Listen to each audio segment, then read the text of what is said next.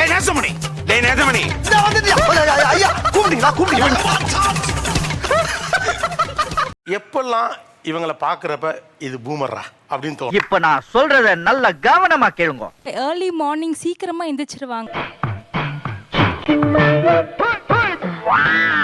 ஏஞ்சிட்டு ரொம்ப ரெஸ்பான்சிபிளா ஹஸ்பண்ட் ஆஃபீஸ்க்கு அனுப்புறது, குக் பண்றது. ஆனா மூலக்கார ஏமா புருஷனை ஆபீஸ்க்கு அனுப்புறது, குக் பண்றது எல்லாமே இப்ப பூமர்ல வந்துருச்சா? சீக்கிரமா காலைல எந்திரிச்சிடுறாங்க. ரொம்ப தினமுமே வேலை இருக்கோ இல்லையோ காலைல சீக்கிரம் சீக்கிரம் எந்திரிச்சிடறாங்க. ஏஞ்சிடுறாங்க. கிழவன் தும்மிட்டான். அப்ப ஊர்ல எல்லாம் நடக்க ஆரம்பிச்சிட்டாங்க. கிளம்பிட வேண்டியதான். அவங்க ஹஸ்பண்ட் வந்து நான் மாமான்னு கூப்பிடணும் முறைப்படி. ஆனா அவங்க ஹஸ்பண்ட அவங்கள தவிர வேற யாருமே மாமான்னு கூப்பிடக்கூடாதுன்னு சொல்லுவாங்க. அந்த இதுல கொஞ்சம் அப்படி தெரியும் எனக்கு. ஒண்ணுல உன்னுடைய பியூட்டி பார்த்து அந்த குட்டிக்கு பொறாமை. நம்ம ஹஸ்பண்ட செல்லம்மா சிக்கு வாடா போடான்னு கூப்பிடுவோம். அவங்க அந்த மாதிரி கூப்பிட மாட்டாங்க. சரி இனிமேல் இந்த மாதிரி எல்லாம் பண்ணக்கூடாது. நாங்க கை பிடிச்சிட்டு எங்கன்னா வெளியில போனா ஒன்னாதான் போகணும் ஒன்னாதான் வரணும்வாங்க. அவங்க வரமாட்டாங்க. ஆளாளுக்கு இப்படியே உசுப்பேத்திய ஜோடியை முடிச்சு போயிறாங்கடா. எங்க ஊர்ல இருக்குண்ணே. அப்படின்னா அதை உங்க ஊர்ல மட்டும் பரப்புங்க. மத்த ஊர்ல எல்லாம் பரப்பி விட்டு என்ன மாதிரி ஆளை பழியாக்கி விட்டு போயிறாங்கடா. இந்த வெள்ளிச்சவானா தலைக்கு குளிக்கணும்னு சொல்றது, வெள்ளிக்கிழமைனா தலைக்கு குளிக்கணும். அடுத்து எதனாலும் ஸ்டார்ட் பண்ணும்போது சாமி கும்பிட்டுட்டு பண்ணணும். என்னடா இப்படி சொல்றாங்க அப்படின்னு தோணும். அதானே உலக வழக்கம். யாராவது ரிலேஷன் வீட்டுக்கு வராங்கன்னா உடனே ஓடி போய் வாங்க வாங்க வாங்க அப்படின்னு கூப்பிடுறது. எங்க உன் புருஷன் வெடிமுத்து வரலையா? இங்கதான் எங்கேயும் இருந்துச்சு. வந்துட்டயா? நீங்க கூப்பிட்டதாக டாக்டர் சொன்னாரு. புறப்படும் போது பெரிய பேபி கிளம்பிருச்சு, சின்ன பேபி கிளம்பிருச்சு. அப்புறம் அவங்க வந்து உட்கார்ந்த உடனே காஃபி போடுற மாதிரி பில்டப் கொடுக்கறது. அவங்க வர்றதுக்கு முன்னாடியே ஒரு 5 மினிட்ஸ் 10 மினிட்ஸ்க்கு முன்னாடியே வெளியே நின்னுருவாங்க கேட் வாசல்ல. வாங்க வாங்கன்ற மாதிரியே நின்னுகிட்டு இருப்பாங்க. என்ன என்ன என்ன என்ன அண்ணே இவன் வேண்டாம்னு. எதுக்கு? இவன் நம்ம வீட்டுக்கு வேண்டவே வேண்டாம். எனக்கு ரொம்ப பிடிக்கும் வரவே இருக்கிறது. நான் எப்பவுமே யார் வந்தாலுமே வாசல் வரைக்குமே வந்து போய் கூப்பிட்டு பழக்கம். இதோ வந்து விட்டார் காளைய அடக்க நமது சொத்தம்பட்டி சிங்கம் குழந்தைசாமி. அதே பழக்கத்துல நான் அவங்க போகும்போது வீட்டு வாசல் வரைக்கும் நின்று வழி அனுப்பி வச்சுட்டு தான் வருவேன். அந்த நேரத்துல தங்கச்சி என்ன பண்ணுவாப்ல? தங்கச்சி உள்ள ரூம்ல உட்காந்துருப்போம். நேரம் சுத்தி நிமிஷம் தாண்டி இருப்பாங்களா? அவ உங்களையே தாண்டிட்டேன். நான் முன்னாடியே எல்லா ப்ரிப்பரேஷன்ஸும் பண்ணி வச்சிருவேன். பால் காய்க்கிறது, டீ அவங்க வந்தோடனே போட்டு நம்ம டீ போட்டுக்கலாம். ப்ரிப்பரேஷன் பண்ணி முடிச்சதுக்கு அப்புறமா போய் மேடம் உள்ள இருந்து அழைச்சிட்டு வரணும்.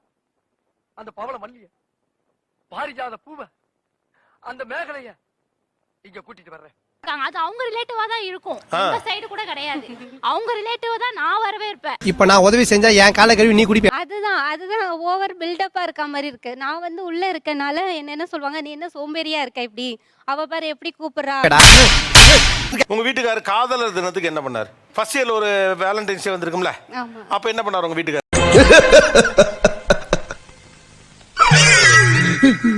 எனக்கு எதுக்கு வாட்ச் பாக்குறீங்கன்னா, உனக்கு தான் வாங்க வந்திருக்கேன்னா அது எனக்கு ஒரு சர்ப்ரைஸா இருந்தது ஃபர்ஸ்ட் டைம் பண்ணோனே. ஏன் இந்த பில்டப்? நம்ம ஒரு பக்கம் வண்டியை திருப்புனா அது ஒரு பக்கம் போதடா கடவுளே. அவர் உங்க மேல அன்பு செலுத்துறாரு உங்களுக்கு தெரியுமா தெரியாதா? தெரியும். இதெல்லாம் பண்ணாதான் உங்க மேல ஒரு அன்பு செலுத்துறாருன்னு உங்களுக்கு தெரியுமா, இல்லாட்டி பண்ணாட்டி தெரியுமா? பண்ணாமலே தெரியும். அப்புறம் எதுக்கு பண்ணாரு? நீ கேட்ட ஒவ்வொரு கேள்வி என்ன செருப்பால் அடிச்ச மாதிரி இருக்குடா. அவர் அன்பு செலுத்துறா எனக்கு தெரியும். இதுக்கு ஒரு வாட்ச் வாங்கி கொடுத்து மெனக்கெட்டு வெளியில கூட்டிட்டு போயிட்டு அது பில்டப்பா இல்ல. சொந்தக்காரங்க வர்றப்ப வாசல் வரைக்கும் போயிட்டு வாங்க வாங்க அப்படின்னு கூப்பிடுறது மட்டும் ஏன் பில்டப்பா தெரியும்? 3 வருஷமா பில்டப் தான் கொடுக்குறாரு. ஆக்சுவலா உறவாடுதல் என்பதே கொஞ்சம் பில்டப் தான், சின்ன மெனக்கெடுதல் தான். அதாவது நீங்க வாசல் வரை வந்து வழி அனுப்புறது இருக்குல்ல, அவங்களுக்கு நிறைவு இருக்கும். என்னை மதிச்சாங்க,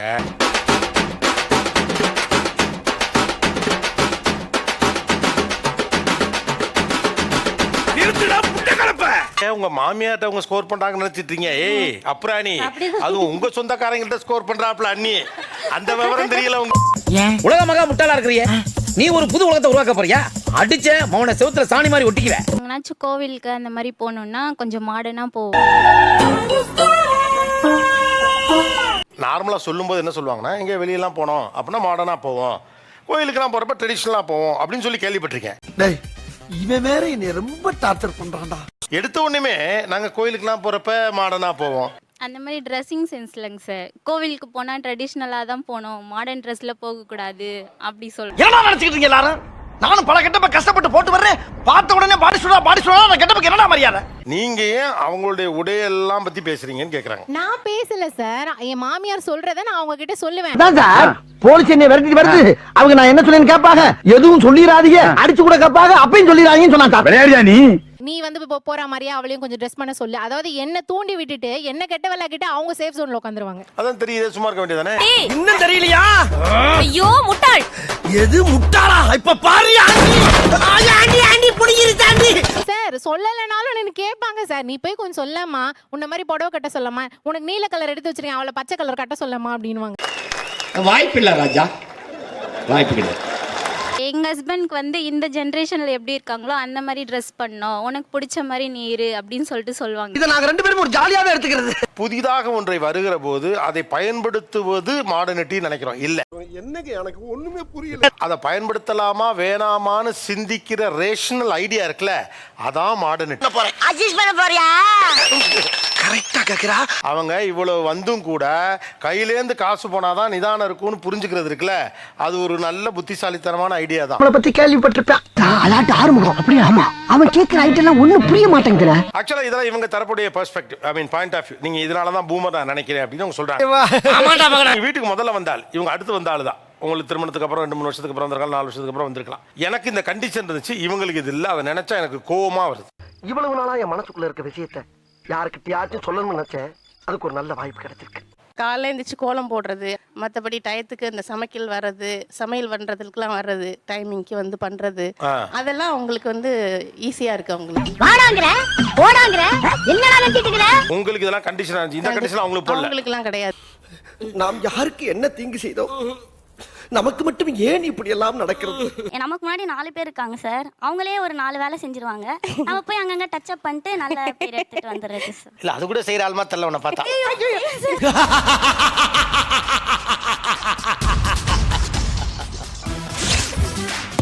மாமனாருக்கு நிகரா உட்காரக்கூடாதுன்னு சொல்லுவாங்க.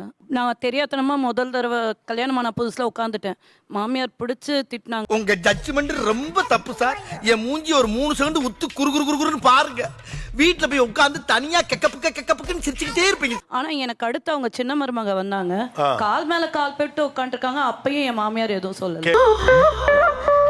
ஏன் சார் அழுகுறீங்க சார்? சவுண்ட் வரலையே சார். எல்லாரும் என்ன ஏமாத்துறாங்க. தலை குளிச்சுட்டு தலையில வந்து துண்டு கட்டிட்டு தான் கீழே வரணும், இல்லாட்டா முடி கீழே உதிரும் அப்படி சொல்லுவாங்க. அவங்களுக்குலாம் அந்த கண்டிஷனே கிடையாது சார். அவங்க வாட்டுக்கு ஃப்ரீ ஹேர் விட்டுட்டு வீட்டுக்குள்ள நல்லா சுத்துவாங்க. ஆஹா, இவ்வளவு வேலை செஞ்சு மண்டை மேல இருக்க கொண்டே மறந்துட்டேனாடா. காலையில நான்லாம் 7 மணிக்கு எந்திரிக்கணும்னு சொல்லுவாங்க. அவங்க 11 மணிக்கு எந்திரிச்சிருந்தாலும் மேடம் ஒண்ணுமே கேட்க மாட்டாங்க. ஒரு வாரமானாலும் எதிரிகளை நேருக்கு நேராக சந்திக்கக்கூடிய போர் குணம் கொண்ட போர் வாள். எனக்கு இப்படி பண்ணினீங்க, இவளுக்கு இப்படி பண்றீங்க அப்படின்னு நான் எடுத்து சொன்னா கூட அங்க அக்செப்ட் பண்ற நிலையில இல்ல சார். பேச்சே இருக்கப்படாது. ஏன்னா எனக்கு இது மாதிரி ஆயிரக்கணக்கான பஞ்சாயத்து இருக்கு. கண்டுக்க மாட்டேன் சார் எதையுமே. அவங்க வந்து என்ன இவ்வளவு நேரம் தூங்கிட்டியான்னு கேட்பாங்க. ஆமா தூங்கிட்டேன்னு சொல்லிட்டு நான் போயிருவேன். நான் ஒரு மாவீர சக்கரவர்த்தி என்பது ஒரு புறம் இருக்கட்டும். அது மாதிரி உங்களால சொல்ல முடியல. அந்த வார்த்தை எங்க வாயில இருந்து வர மாட்டேங்குது சார். நீங்க என்னைக்காவது 10 மணி வரைக்கும் தூங்கி இருக்கீங்களா? நோ சார், கனவுல கூட தூங்குனது. செவனேன்னு ரோட்ல சுத்திக்கிந்தவனை கூட்டி வந்து இப்படி சேர்ல உட்கார வச்சு அடியில வயர்லாம் சொல்லிருக்கீங்களே, என்ன விஷயம்? கனவுல கூட தூங்குனது இல்ல சார். சரி, நான் என்ன கேட்குறேன், நீங்கள் வீட்டுக்கு மூத்த மருமக, காலையில் எந்திரிச்சு வேலையெல்லாம் பார்க்குறீங்க. நீங்கள் 6:30 மணிக்கு எந்திரிச்சிருங்க, அவங்க தூங்கிட்டு இருக்காங்க. எழுப்ப வேண்டியதானே? உன்னால இப்படி எல்லாம் முடியுது. எவன் புறணி பேசுறானோ அவன் வாய பூரா அடைக்க போற ஒரு சரித்திரமா மாற போகுது என் பொண்டாட்டி. எழுப்புனா அவங்க தான் தூங்கிட்டு இருக்காங்களே, நீ எதுக்கு அவங்கள போய் டிஸ்டர்ப் பண்ற அப்படின்ற மாதிரி ஒரு பேச்சு வரும். யார்கிட்ட இருந்து? மாமியார் கிட்ட இருந்து. மாமியார்கிட்ட இருந்தா இவன் என்ன குரங்க விட மோசமா தவறா? இந்த பொண்ணு ரொம்ப சூதானமா இருந்திருக்காப்ல. எப்படின்னா, நீங்க என்ன எழுப்பி விட்டீங்க, நான் உன் பிள்ளைய எழுப்பி விட்டுருவேன். அப்ப இதே தொழிலாத்தான் அலையிறியா நீ? ஒரு நாளைக்கு என்னைக்காவது அசந்து போய் 10 மணி வரைக்கும் தூங்கிடுறீங்க. 10 மணிக்கு தூங்கி முழிச்சு பார்த்தா எவ்வளவு பதட்டமா இருக்கும், எவ்வளவு கில்ட். 1000 வருஷத்துல இருக்கும்டா. அதெல்லாம் அவன சொல்லிட்டு இருக்க முடியுமா? எத்தனை மணிக்கு எந்திரிச்சீங்க இன்னைக்கு? அவ 6 மணிக்கு எந்திரிச்சானா? ஓ, 6 மணிக்கு எந்திரிச்சதுக்கு எவ்வளவு கில்ட். ஆனா பொங்கல் அன்னைக்கு எல்லா வீட்லயும் வாசல்ல நீ ஒரு 10 மணிக்கு எந்திரிச்சு வரல எவ்வளவு ரிலாக்ஸா நல்லா இருக்கும். இன்னும் என்ன நீ பைத்தியக்காரனாவே நினைச்சிட்டு இருக்கறல? என்னைக்காவது 6 o'clock எந்திரிச்சா எவ்வளவு கில்ட்டியா ஃபீல் ஆகுது? அப்படியே உட்கார்ந்துருவேன் சார். உட்கார்ந்துருவீங்க. வாசல்லே உட்கார்ந்துட்டே தான் ரொம்ப ஸ்லோவா வேலை செய்வேன். என்ன ஏகதேசம் என்ன சிங்க மாதிரி நடந்து போயல, என்ன சுங்கி மாதிரி நடந்து போறியா? அத்தை எல்லா வேலையும் செஞ்சுருவாங்க. வீட்ல மீதி இருக்கிற அக்கா செஞ்சுருவாங்க.